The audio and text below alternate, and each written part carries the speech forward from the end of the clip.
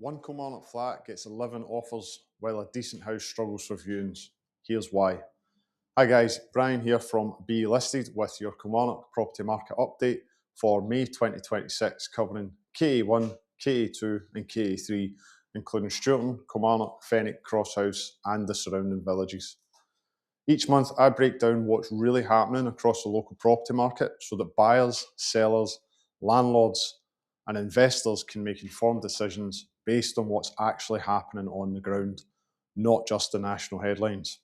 If you'd like to read the full written report with all the figures and commentary, it's available on our website. Link is in the description. So what's happening in the Kilmarnock and surrounding market? Overall, the Kilmarnock market remains active and relatively healthy, but we are continuing to see much more balanced market than we experienced during the peak years. Buyers still want to move, homes are still selling, but pricing strategy and presentation matter more than they have in quite a while. Stock levels remain reasonably healthy across KA1, KA2 and KA3, which means buyers have more choice available to them. That increased choice naturally creates more competition between sellers, and that's why homes that are priced correctly, marketed properly and presented well are still performing very strongly. At the same time, properties that come to the market too optimistically priced are often taking longer to attract that all-important interest. Buyer behaviour has changed. One thing I've noticed very clearly over the last few months is that buyers are becoming more analytical.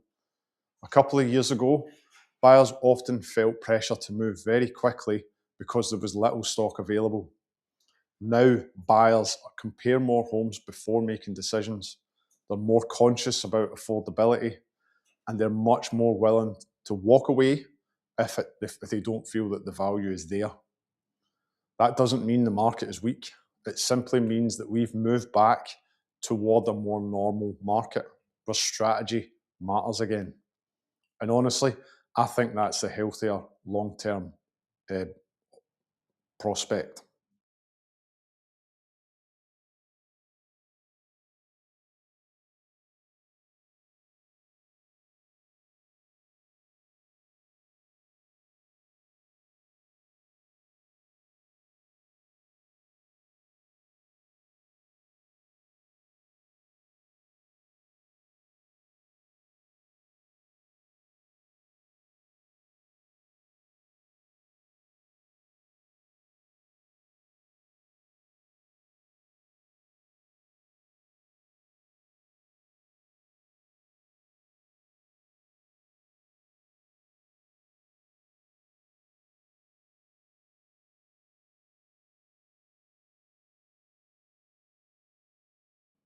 Some landlords are certainly exiting, but others are actively stepping in and expanding portfolios where the numbers make sense.